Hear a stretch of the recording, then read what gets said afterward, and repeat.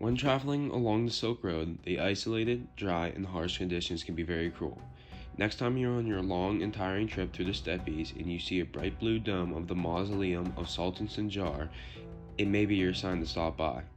Before you even arrive at the gates of the city, you will see the surrounding rich green oasis filled with bridges, canals, and impressive gardens and orchards, revealing travelers from the dry and bleak desert that they were previously traveling upon. Once you arrive at Merv, you will likely be shocked by the population and agriculture of the massive city. With a population of over 500,000 and our enclosing walls spanning 5 miles around. Go ahead and make yourself at home, and lead your livestock to the caravanserai courtyard and drop off your belongings at one of our luxury 2-story inns. Feeling hot after a long journey? Take a walk to the city ice house and cool down for a bit. Maybe you're feeling a bit dirty after your extensive travels. Feel free to wash yourself off at one of our many bathhouses. Perhaps you're hungry after such a long trip. Try some of the city's superior fruits, for example, our famous melons. If you don't believe it, famous Muslim traveler Ibn Hawqal wrote, "The fruits of Merv are finer than those of any other place." The produce of superior goods does not stop at fruit though. Merv excels in the production of silk and cotton. In fact, the quality of cotton that comes from the city was given its own name, which people call Merv cotton.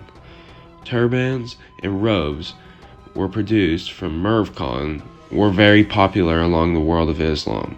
One famous Arab geographer, Al-Idrisi, visited Merv. He noted, "From the country I derived much silk, as well as cotton, of a superior quality under the name of Merv cotton, which is extremely soft." Merv is also famous for producing one-of-a-kind crucible steel. This incredible innovation of technology is exclusive to the city along with its cotton and fruits.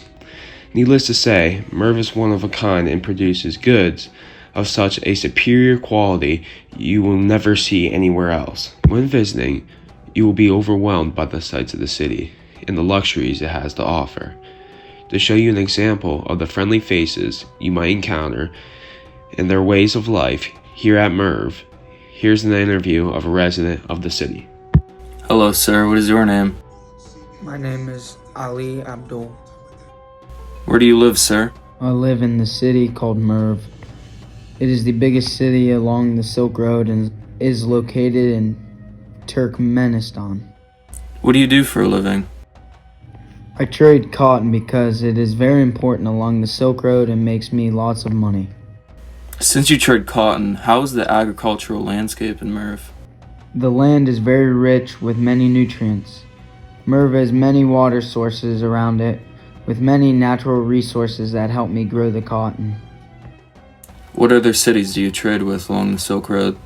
I usually, like most other traders, travel to Amul, to Bukhara, and then finally to Samarkand so I can trade my cotton to get many different kinds of goods that can't all be sold in one place. I'm assuming that you have friends that are also traders. What do they trade? They also trade cotton and scrap metal along with me. What do you get in return for all these goods that you're trading? What we get in return varies day by day of the trade. We receive what is needed most, and if somebody wants what we have but doesn't have what we want, we won't trade with them. Do you use any technology to do this? If so, what? Yes, there are many examples of technology in Merv, such as our advanced canal systems, our advanced farming systems, and our production of crucible steel. What is the main religion in the city, and what do you believe in? Throughout the city, we study the teachings of Islam. What is art or architecture like in your city? We are surrounded by huge stone walls and many buildings inside of the walls.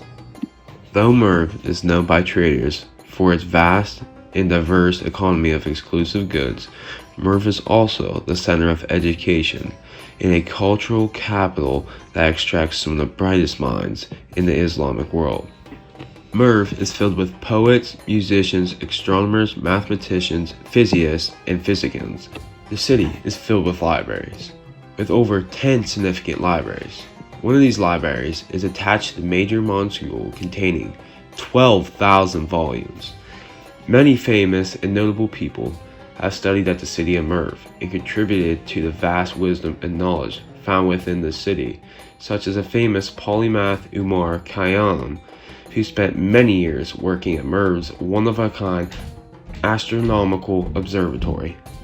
The educational influence of the city is so prevalent that when the famous Al-Istaqri wrote of Merv, he wrote, "These people were noted for their talents in education."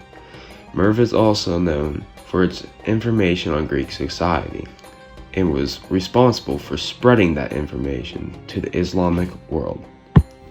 Merv, however, does not take governmental influence from the Greeks, and instead follows the laws of the great Seljuk Empire, as is the capital of the empire.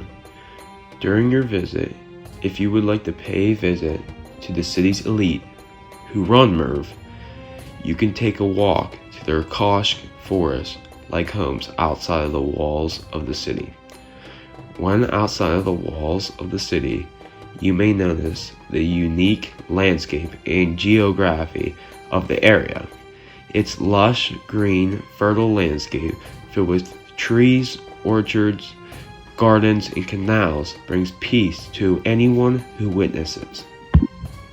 One of the bodies of water you may see is the Merghab River, which Merv relies on for its hundreds of canals throughout the area. The impressive maintenance of the dam through the river relegates the canals and ensures that drought will not be a problem inside the great city.